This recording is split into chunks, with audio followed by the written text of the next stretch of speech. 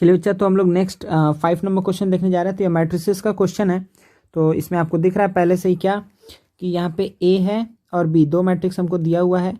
हमको ए plus B करना था। सबसे पहला क्वेश्चन था कि हमको इन दोनों को ऐड करना है, फिर दोनों को सब्ट्रैक्ट करना है, फिर मल्टीप्लाई करना है। तो देखिए ऐड और सब्ट्रैक्ट वाला बहुत आसान है, कुछ नहीं करना है। वन जो करस्पॉन्डिंग एलिमेंट है उसको आप क्या करते जाइए, ऐड करते जाइए, और करस्पॉन्डिंग एलिमेंट को सब्ट्रैक्ट करते जाइए।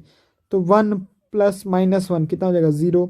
फिर 2 प्लस 0 2, -1 प्लस 5 क्या हो जाएगा +4, 5 प्लस 3 8, 6 प्लस 4, ओह यहाँ पे क्या होगा 10 होगा ना बच्चा। यहाँ पे क्या हो जाएगा 10, ठीक है। यहाँ पे क्या हो जाएगा 6 प्लस 4 10, फिर 3 और 2 कितना हो जाएगा 5, फिर 8 1 9, फिर 9 4 13, फिर -10 -3 क्या हो जाएगा -13। कोई दिक्कत नहीं है, ठीक है। सिमिलरली आपको क्या करना है a माइनस बी के लिए, हम क्या करेंगे 1 -1 क्या हो जाएगा 1 माइनस ऑफ -1, इसीलिए 2 हो जाएगा। फिर 2 - 0 2 -1 प्लस -1 -5 तो क्या हो जाएगा -6, ठीक है। फिर क्या हो जाएगा 5 - 3 2, 6 - 4 2, 3 - 2 क्या हो जाएगा 1, 8 - 1 7, 9 - 4 5, -10 प्लस 3 कितना हो जाएगा -7। तो a plus b a minus b निकालना बहुत आसान था, वो काम हम लोग कर चुके हैं। नेक्स्ट हम लोग क्या देखने जा रहे हैं बच्चा, हम लोग क्या देखेंगे कि a इंटू बी, ठीक है ना, a और b को मल्टीप्लाई करने जा रहे हैं। तो a क्रॉस b जब करेंगे तो देखिए कैसे आएगा। तो हमको क्या पता है, देखिए इसको इधर रख दे रहे हैं। तो ये इस पूरे इसको हम किससे मल्टीप्लाई करेंगे b के कॉलम से। एक रो को तीनों कॉलम से मल्टीप्लाई करते हैं पहले, ठीक है। तो एक रो को चलिए तीनों कॉलम से मल्टीप्लाई करते हैं। हम लिखते जाते हैं यहाँ पर, देखिएगा अच्छे से। यहाँ पे क्या आएगा बच्चा, तो 1 इंटू -1 पहले हम लिख रहे हैं ऐसे ही। तो 1 इंटू क्या आएगा -1 आएगा, सही है। फिर क्या आएगा प्लस 2 इंटू क्या आएगा 3 आएगा, 2 इंटू 3, फिर प्लस -1 इंटू 1। तो ये आएगा मेरा पहला एलिमेंट, ये मेरा पहला एलिमेंट है, ठीक है। 1 इंटू -1, 2 इंटू 3, -1 इंटू 1। अच्छा सेकंड एलिमेंट क्या आएगा यहाँ पे, सेकंड एलिमेंट अब इसी रो को सेकंड कॉलम से मल्टीप्लाई करना है। तो 1 इंटू 0, तो 1 इंटू क्या आ गया 0, प्लस 1 इंटू 0 हुआ, फिर 2 इंटू 4 8, हम डायरेक्टली लिख रहे हैं, ठीक है। फिर क्या हो जाएगा -4, सॉरी -4 अब क्या हो जाएगा बच्चा माइनस क्या हो जाएगा 4, कोई दिक्कत नहीं है, ठीक है। तो 1 8 और इधर क्या आ जाएगा -4। चलिए थर्ड क्या है, ये आपका हो गया सेकंड, उसी रो का सेकंड एलिमेंट, सही है ना। चलिए थर्ड देखते हैं। तो 1 इंटू 5 क्या आ जाएगा 5, उसके ऐसे 2 इंटू 2 4 प्लस 4, 5 प्लस 4 क्या हो जाएगा +3। तो ये आपका हो गया थर्ड, ये आपका क्या हो गया थर्ड। चलिए तो इसको हम ऐसे कर दे रहे हैं, कोई दिक्कत नहीं है, ठीक है ना। सेकंड रो को देखते हैं। तो ये वाला रो मेरा इस तीनों कॉलम से मल्टीप्लाई हो गया, तो ये 3 एलिमेंट्स हमको मिल चुका है। चलिए तो 5 क्या हो जाएगा, देखिए यहाँ पे फिर से हम वैसे लिख रहे हैं 5 इंटू -1 प्लस, ठीक है, 6 इंटू क्या हो जाएगा 3, 6 इंटू 3 प्लस कितना होगा 5 -1 हो गया 6 3 हो गया प्लस 3 इंटू 1। तो ये हो गया आपका ये वाला एलिमेंट, सेकेंड रो का फर्स्ट एलिमेंट। चलिए उसके बाद ये देखते हैं क्या बच्चा कि अब इसी को किससे मल्टीप्लाई करना है दूसरे। तो 5 into 0 plus 5 into 0 plus 6 into 4, 6 into 4 plus क्या आएगा 3 इंटू 4, 3 इंटू 4 आएगा, कोई दिक्कत नहीं है ना बच्चा, ठीक है। चलिए थर्ड देखते हैं। तो 5 इंटू 5 25 प्लस कितना आएगा 25 प्लस 6 2 या 12 प्लस 5 6 2 या 12, 3 3 या 9, तो यहाँ पे क्या आ जाएगा -9 आ जाएगा, सही है ना, कोई दिक्कत नहीं। चलिए अब नेक्स्ट देखते हैं 8 इंटू -1, 8 इंटू -1 तो ये -8, फिर क्या आएगा 9 3 या 27, ठीक है, -8 27, फिर क्या आएगा -10, सही है, कोई दिक्कत नहीं। नेक्स्ट देखते हैं, नेक्स्ट में हम क्या लिखेंगे, नेक्स्ट क्या आने वाला है। तो 8 9 -10 को 0 4 4 से करेंगे, तो 0, ठीक है, पहले क्या आ गया 0, फिर क्या आएगा 9 4 जा 36, और उसके बाद से क्या आ जाएगा -40, माइनस क्या आ जाएगा 40, तो 0 36 -40।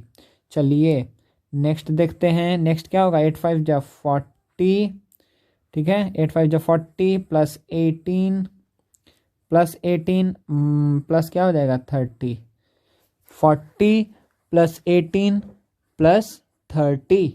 ठीक है, चलिए अब इसको सिंप्लीफाई कर लेते हैं, यही मेरा हो जाएगा आंसर। तो देखिए ये क्या हो जाएगा, ये 6 माइनस 2 4, 8 माइनस 4 4, तो ये क्या आ गया 12। सही है, ये कितना है -5, 6 3 18 प्लस 3 21। ठीक है, 18 प्लस 3 21 -5 कितना हो जाएगा 16।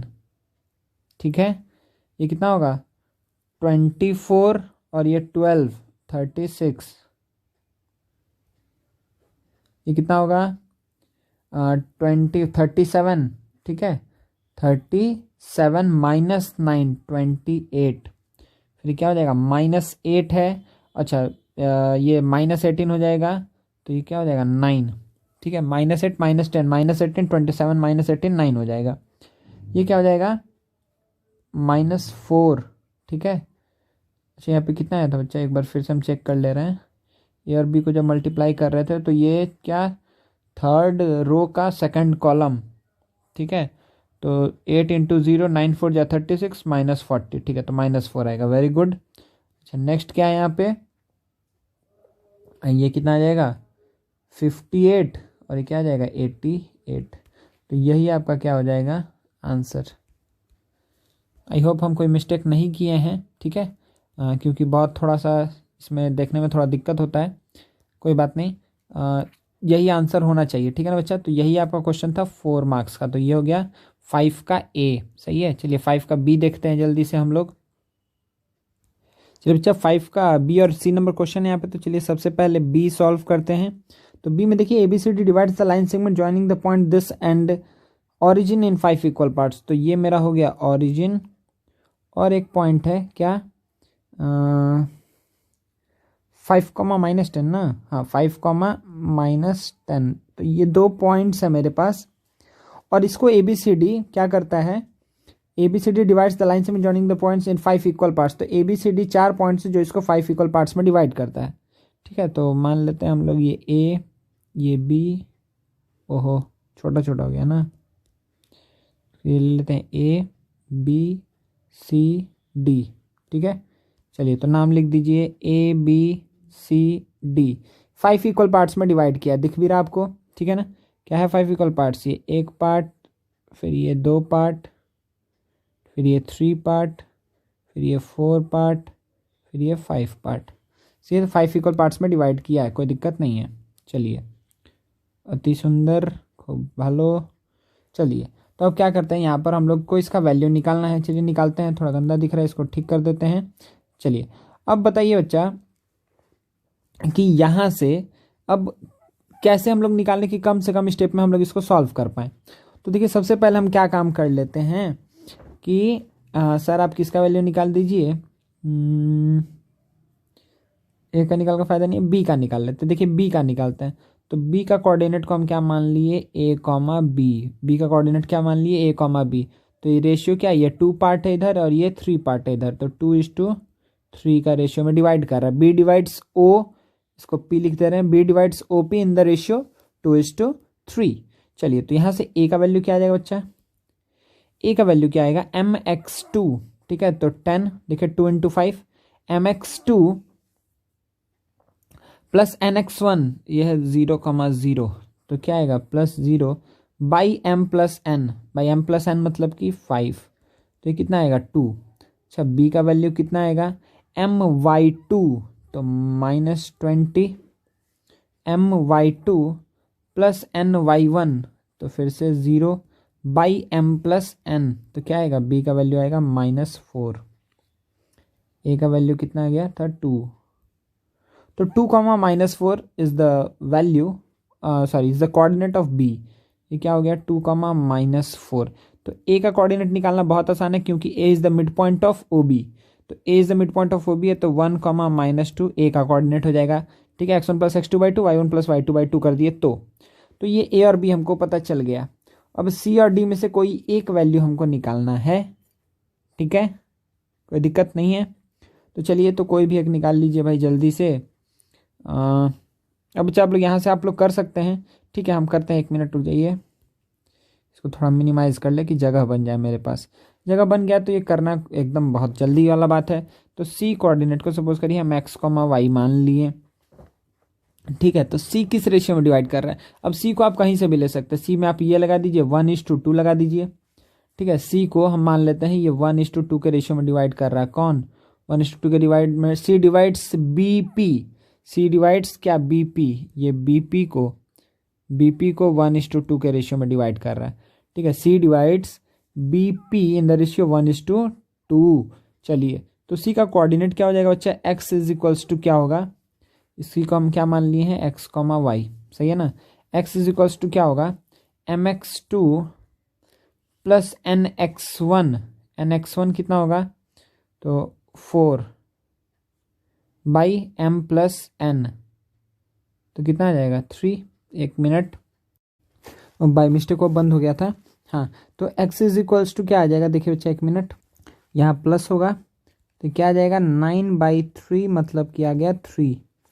एक्स कोऑर्डिनेट क्या आ गया कि m क्या था? 1, n क्या था? 2, तो mx2 मतलब 5, nx1 मतलब 4 बाई m प्लस n, तो x का वैल्यू आ गया। अच्छा, y का वैल्यू क्या आएगा? इसी तरीके से my2 तो -10, my2 प्लस ny1 तो क्या आएगा? -8 बाई m प्लस n, तो ये क्या आ जाएगा? -6, सही है। -18/3 -6, तो आपको इसका वैल्यू पता चल गया कितना आ गया। एक सेकंड, हम यहाँ पे लिख दे रहे हैं।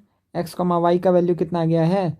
तो 3, -6, 3, -6, ठीक है। 3, -6। अब आप यहाँ से इजीली किसका वैल्यू निकाल सकते हैं? डी का वैल्यू। डी का वैल्यू आप कैसे निकालेंगे? सी और पी का मिड पॉइंट है, सी और पी का मिड पॉइंट है, तो 8, ये क्या आ जाएगा? 4, क्योंकि 8/2, 3 + 5/2 और -6 -10/2 तो -8, ठीक है। मतलब बेसिकली बात ये हुआ कि अगर 5 इक्वल पार्ट्स में डिवाइड किया है तो ए का कोऑर्डिनेट देखिए कितना आ रहा है? 1, -2। बी का कोऑर्डिनेट कितना आ रहा है? बी का कोऑर्डिनेट कितना आ रहा है? 2, -4। सी का कोऑर्डिनेट कितना आ रहा है? सी का कोऑर्डिनेट निकाले थे ना बच्चा? 3, -6। डी का कोऑर्डिनेट कितना आ रहा है? 4, -8, ठीक है। तो देखिए ये आपको दिख भी रहा है, बहुत सिमेट्रिक वे में आगे बढ़ रहा है। 1 से 2, 2 से 3, 3 से 4, ठीक है। और ये देखिए -2 से -4, -6, -8, ठीक है। तो यही है आपका आंसर, ठीक है बच्चा, कोई दिक्कत नहीं है। तो ये था आपका बी नंबर क्वेश्चन, सही है, कोई दिक्कत नहीं। चलिए सी नंबर क्वेश्चन देख लेते हैं यहीं पर जल्दी से। तो सी नंबर क्वेश्चन क्या होगा बच्चा? यहाँ से सी नंबर क्वेश्चन देखिए क्या बोल रहा है? Mohan take 16 days less than Manoj. तो मोहन, और यहाँ पे क्या है? मनोज है, तो मोहन एंड मनोज। तो देखिए क्या बोला? Mohan take 16 days less than Manoj. तो इसका मतलब ये अगर मनोज कितना ले रहे हैं? x डेज ले रहे हैं, तो मोहन कितना लेंगे? x -16 days, x -16 days. कोई दिक्कत है क्या? ठीक है, कोई दिक्कत नहीं है। Mohan takes 16 days less than Manoj to do a piece of work, ठीक है। तो मान लेते हैं मनोज को लगता है x डेज, तो मोहन को कितना लगेगा? x -16 days, no problem. If both working together can do it in 15 days। अच्छा, अगर दोनों साथ में काम करे तो दोनों साथ में काम करेगा तो 15 डे में कंप्लीट कर रहा है। तो एक दिन में मोहन कितना काम करता है? तो 1/x -16। एक दिन में मनोज कितना काम करता है? तो 1/x, ये हर जगह क्या लिखेंगे? पार्ट, इतना पार्ट।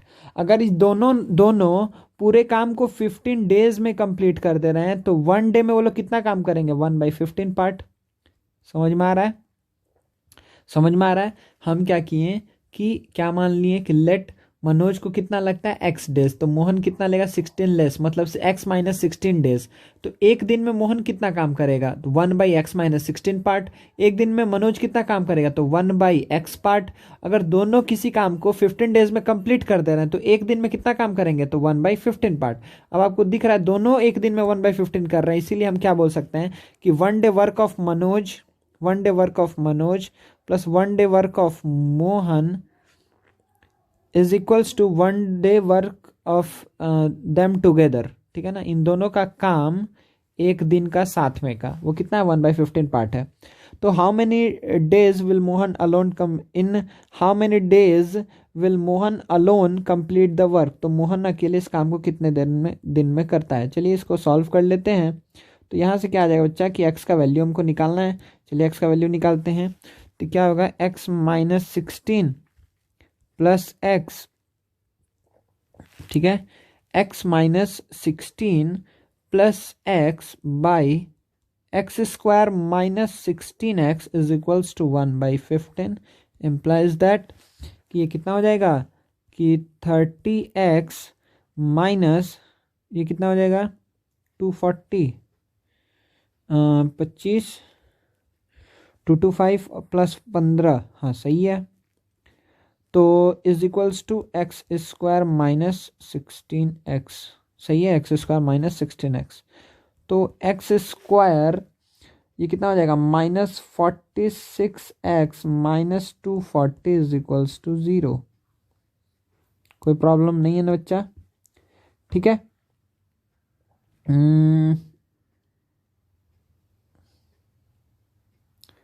इसको कैसे करेंगे बच्चा, यहाँ से 40 और 6, तो ये क्या हो जाएगा x square minus 40x minus 6x minus 240 is equals to 0।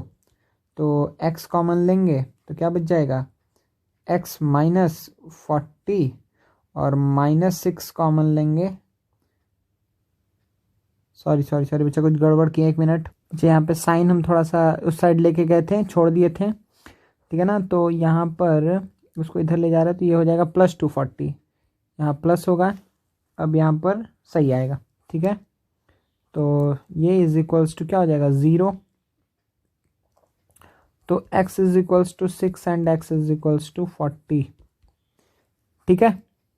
तो ये x क्या था, x था बच्चा यहाँ पर मनोज कितने देर में, अच्छा पूछा हमसे क्या था कि in how many days will Mohan alone complete the work. Mohan कितने मतलब टाइम में अकेले काम को कंप्लीट कर सकता है। तो बताइए यहाँ पे क्या हो जाएगा। तो मनोज को कितना लगेगा, अच्छा ये 40 ले सकते हैं क्या,